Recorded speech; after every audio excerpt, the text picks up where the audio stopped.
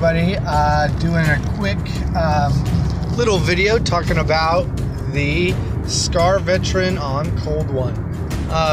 So this guy was in my last list. He's almost in every single list. I really like this guy.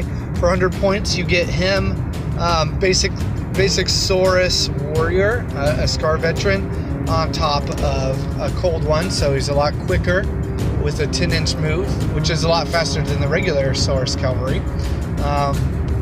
Great amount of wounds with 7 and a 4-up save, which is hard to beat on some leaders. And then he's got some pretty sweet little stats. The first thing that I would say is a huge boon to this guy, especially being your general, is his command ability.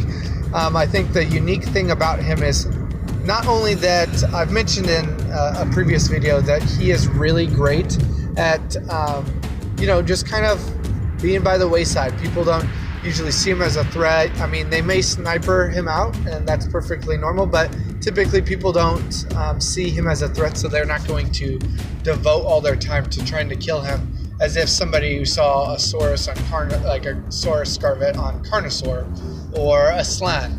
They're going to immediately try to kill those. They know what those do, but they don't know what this guy does. But this guy has a sweet command ability. This is huge for him, and it is called Savage Charge. On the Savage Charge, you can re-roll your charge rolls and hit rolls of 1 for Saurus units that are within 8 inches of him until your next hero phase. So that is huge, because that is letting you re-roll 1s on the charge, plus your plus 3 inches if you are running that the Firelance Battalion.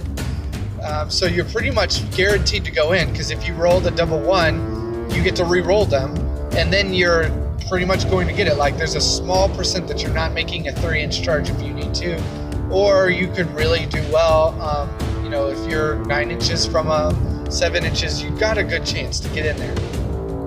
But the re-rolling hits to 1 is the huge thing, especially if you're running with the clubs, and this is why I run the clubs. They're hitting on 3s, wounding on 3s. Hitting on 3s, re-rolling 1s, or they're to hit rolls in the Saurus, which are, the Saurus Knights, or any of your other Saurus units, is huge. On my Saurus Knights, that's huge. Re-rolling the 1s, because basically I'm only missing on 2s. So most of those attacks are going through. It's not a lot, but it makes them more quality. But then it gets even better from there, because it says, also in addition, until your next hero phase, this model and any Saurus Knights that are within 8 inches gain an additional attack for their Cold One's Vicious Bites, which is a huge other piece. Everybody knows, like I said, that the Saurus Knights or any mounted unit always does more damage from the mount. And the Saurus that are riding on those Cold Ones already do, 2 attacks each, hitting on 3s, wounding on 4s.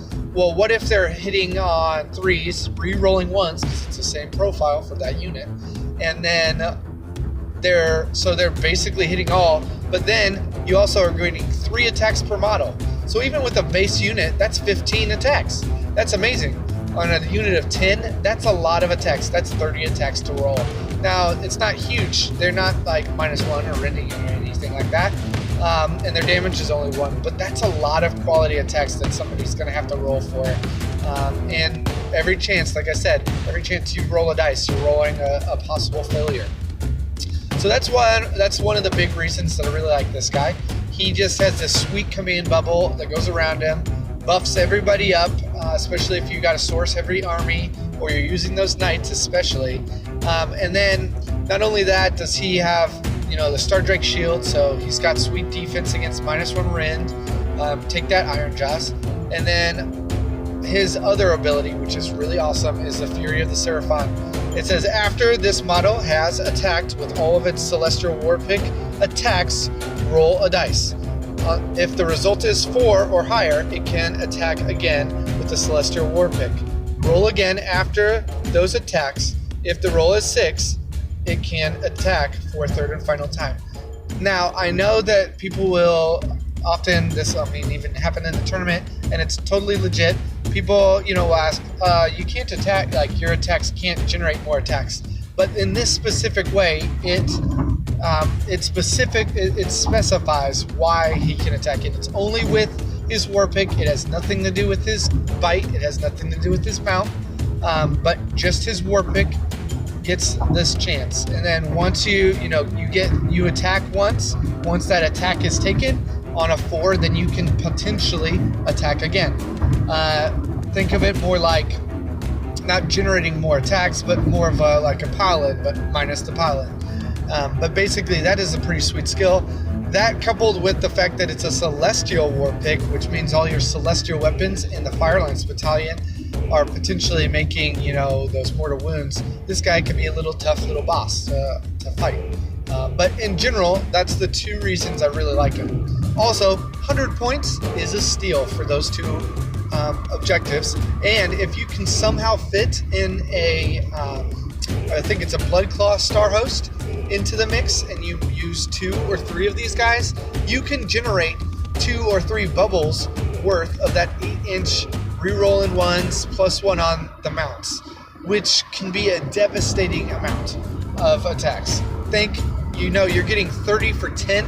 Well, what if 2 guys are within 8 inches? That's 60 attacks coming off of 1 unit. That's ridiculously insane amount of attacks. But anyway, so this guy, like I said, one of my favorites. I really like this guy in my army.